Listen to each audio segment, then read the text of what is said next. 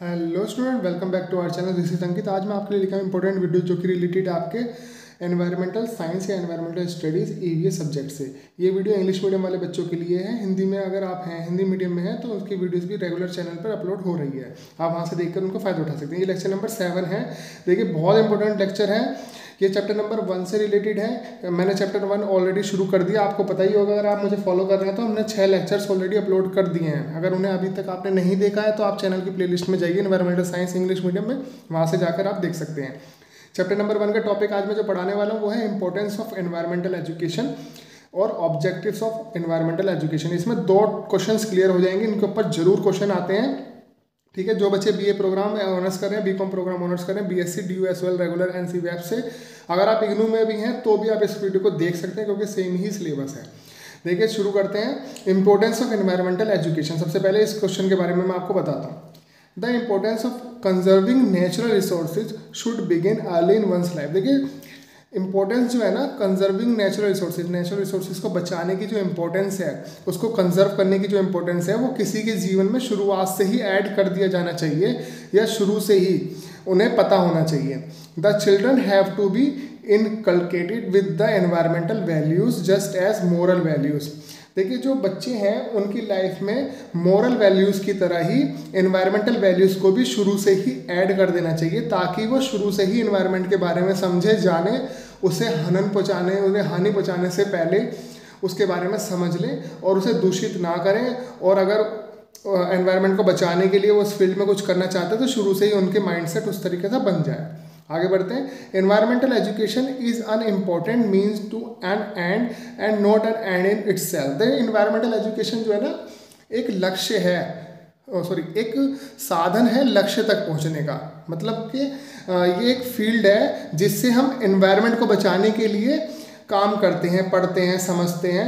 ये environmental education होती है, ना कि ये खुद में एक लक्ष्य है। तो लक्ष्य क्या है? एनवायरमेंट को बचाना, और ये उसका साधन है क्या? Environmental education.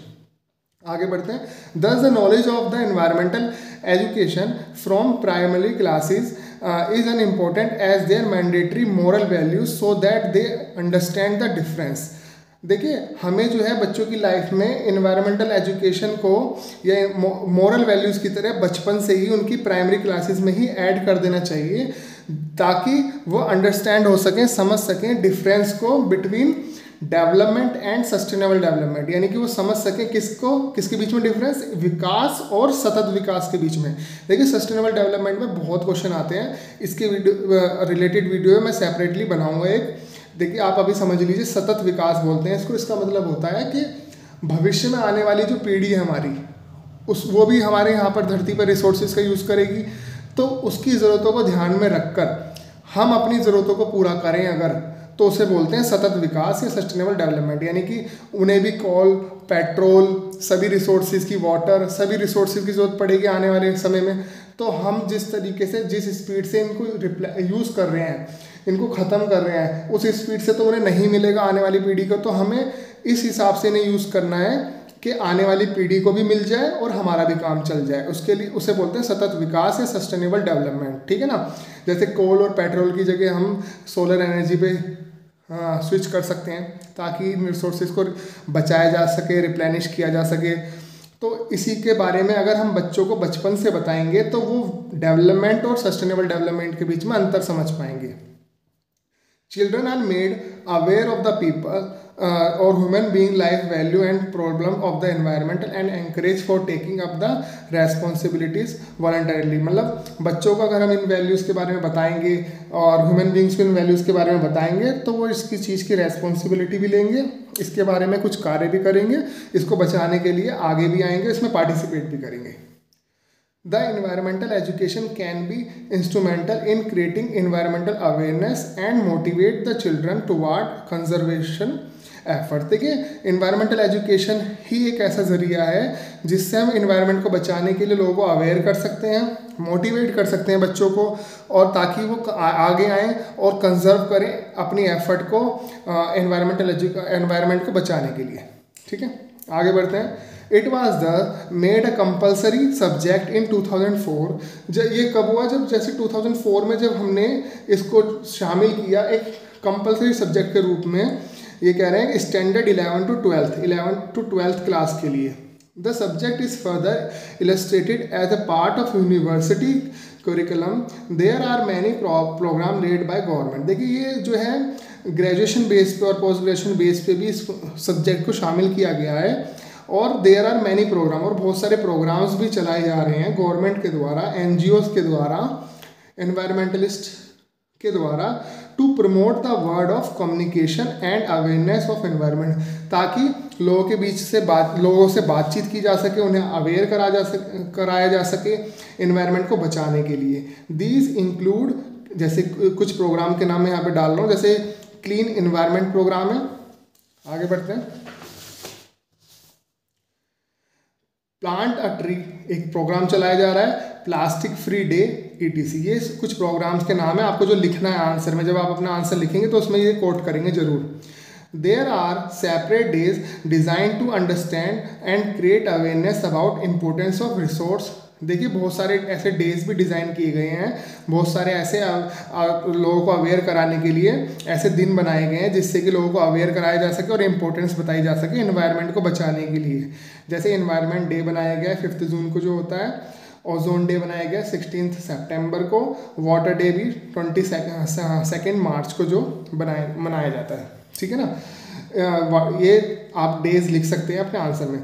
आगे बढ़ते हैं। There are the some objectives of environmental education. देखिए ये दूसरे क्वेश्चन का जो आंसर है, जिसमें मैंने आपको बताया था कि ऑब्जेक्टिव बताऊंगा। ठीक है ना, लक्ष्य क्या है एनवायरमेंटल एजुकेशन के, क्या लक्ष्य हैं? तो एनवायरमेंटल एजुकेशन के knowledge, attitude, skill, evaluation, participation, awareness, ये लक्ष्य हैं। ठीक है, इनके बारे में मैं आपको डिटेल में बताता हूँ। पहला, knowledge, to help social group and individual to acquire knowledge of the environment. देखिए इससे ये जो है एनवायरमेंटल एजुकेशन से, इसके ऑब्जेक्टिव ये है कि ये सोशल ग्रुप्स को, ठीक है, और इंडिविजुअल या किसी एक अलग प्राणी विशेष, व्यक्ति विशेष को या किसी को भी एक्वायर करने में मदद करता है नॉलेज जो कि एनवायरनमेंट के बारे में होती है। दूसरा, अवेयरनेस, इसमें ये जो है सोशल ग्रुप और इंडिविजुअल को मदद करता है वैल्यूज़ को जानने में, एनवायरमेंटल की उसको प्रोटेक्शन कैसे किया जा सकता है, उसको इम्प्रूव कैसे किया जा सकता है, इसमें मदद करता है। तीसरा पॉइंट है attitude, to help the social group, ये सोशल ग्रुप्स की और इंडिविजुअल्स की मदद करता है एक्वायर करने में वैल्यूज़ को, नॉलेज को, ऑफ पोल्यूशन किस तरह से फैलता है, उसके क्या परिणाम हैं, किस तरह से उसका शुरुआत होती है, एनवायरमेंटल डिग्रेडेशन कैसे होता है, एनवायरनमेंट को हानि किस प्रकार होती है पोल्यूशन से, ये सब जानने में मदद करता है। स्किल डेवलप करता है, ये एनवायरमेंटल एजुकेशन का एक ऑब्जेक्टिव ये भी है कि ये स्किल डेवलप करता है रिक्वायर करने में, प्रोटेक्शन करने में, प्रिजर्व करने में एनवायरनमेंट को, और सॉल्व करने में प्रॉब्लम को, कि भाई जो प्रॉब्लम क्रिएट हो रही है उसको कैसे सॉल्व किया जा सके। ठीक है ना, ये इसकी पार्ट एक ऑब्जेक्टिव है। एक ऑब्जेक्टिव इसका ये है कि पार्टिसिपेशन, ये इंक्रीज करता है इन्वॉल्वमेंट ऑफ ह्यूमन बीइंग की, इंसानों की प्रोटेक्ट करने में, किसकी केयर करने में, मैनेज करने में एनवायरनमेंट को, यानी कि increase the involvement of the human being to protect, care and manage environment. Environment को प्रोटेक्ट करने के लिए, उसकी केयर करने के लिए, उसे मैनेज करने के लिए ये लोगों की पार्टिसिपेशन को भी बढ़ाता है। ठीक है, लोग पार्टिसिपेट करते हैं, ये एक ऑब्जेक्टिव है इसका।